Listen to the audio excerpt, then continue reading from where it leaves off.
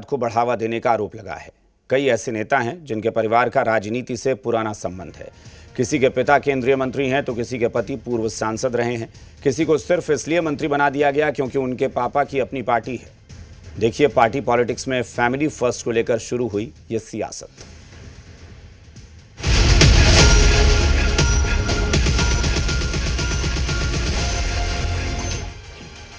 बिहार की नई सरकार में शामिल इन चेहरों पर अब सियासत सुलग उठी है। लालू यादव की पार्टी आरजेडी ने सियासत में परिवारवाद के बहाने सरकार को घेरा है।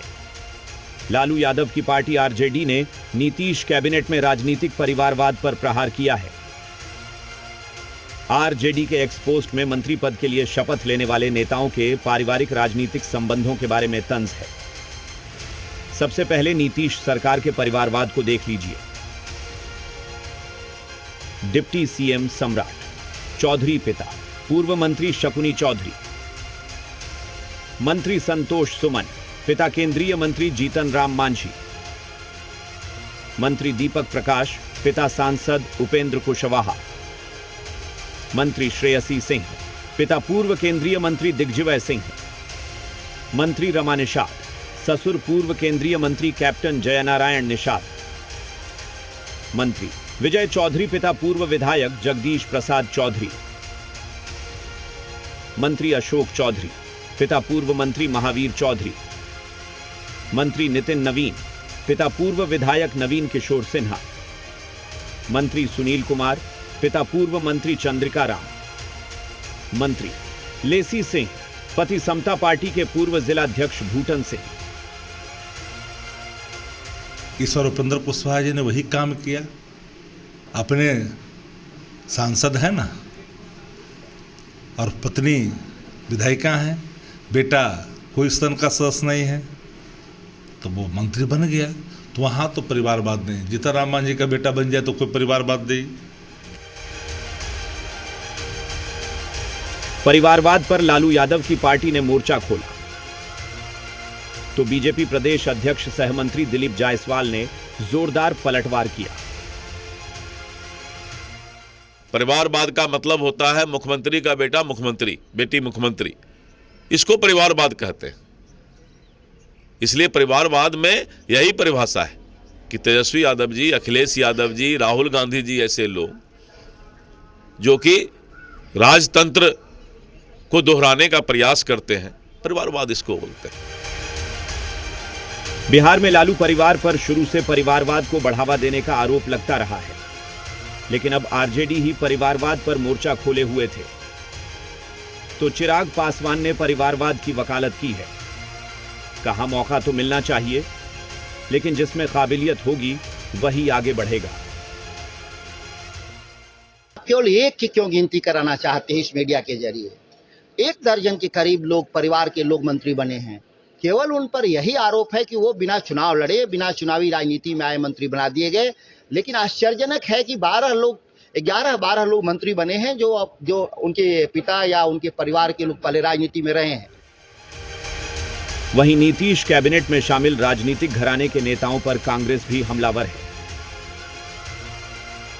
बिहार में सरकार बनते ही परिवारवादियों की पौ-12 हो गई और उनकी बल्ले बल्ले इस कदर हावी हुई कि समाजवाद और राष्ट्रवाद को ताक पर रखकर उन्होंने पूरी तरीके से परिवारवाद को पोषित किया। मंत्री नितिन नवीन पर भी परिवारवाद का आरोप लग रहा है, जिस पर मंत्री नितिन नवीन ने प्रतिक्रिया दी तो जेडीयू ने विपक्ष को घेरा है।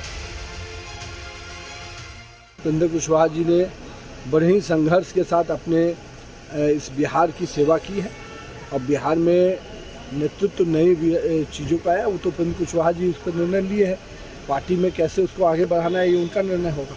अब जिस ओर उनका है, लेकिन आज भारतीय जनता पार्टी और एनडीए गठबंधन ने जिस प्रकार से जनता के विश्वास के साथ काम किया, आप भी वो विश्वास कायम कीजिए। राष्ट्रीय जनता दल को तो परिवारवाद पर बोलने का नैतिक दायित्व और बोध भी नहीं है, क्योंकि आप तो परिवारवाद के उस संस्करण के हैं कि पार्टी ही परिवार है, परिवार ही पार्टी है। राजनीति में फैमिली फर्स्ट का कॉन्सेप्ट पुराना है, कांग्रेस की कई पीढ़ियां सियासत में रही हैं। क्षेत्रीय पार्टियों में तो परिवारवाद हमेशा से चरम पर रहा है। निषेध, जी मीडिया, पटना।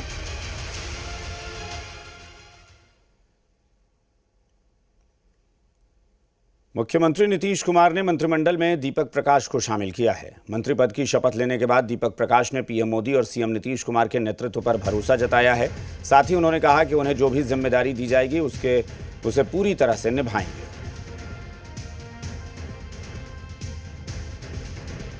मंत्री बनने की खबर हमको खुद मीडिया में जब खबर आई उससे थोड़ी देर पहले ही खबर मिली थी। पार्टी की उपेंद्र कुशवाहा जी की और बाकी सारे नेताओं की बैठक हुई थी। उस बैठक में फैसला लिया गया था, उसके बाद फिर खबर मिली थी। कौन दी आपको खबर कि आप मंत्री बन रहे हो? खबर तो बैठक में ही, जब बैठक खत्म हो गई थी, बैठक में फैसला हो गया था, तो बैठक में हमको भी बुलाया गया और बैठक में खबर मिली। नहीं, आगे नहीं बढ़ गए हैं। नेता से मेरी कोशिश रहेगी कि उनका हम 4%, 5%, 10% भी पा पाएँ तो बहुत बड़ी बात हो जाएगी मेरे लिए राजनीतिक रूप से। फ्रंट में हमेशा वही रहेंगे, लेकिन उनके सानिध्य में काम करने का मौका मिल रहा है, वो बहुत बड़ी बात है मेरे लिए।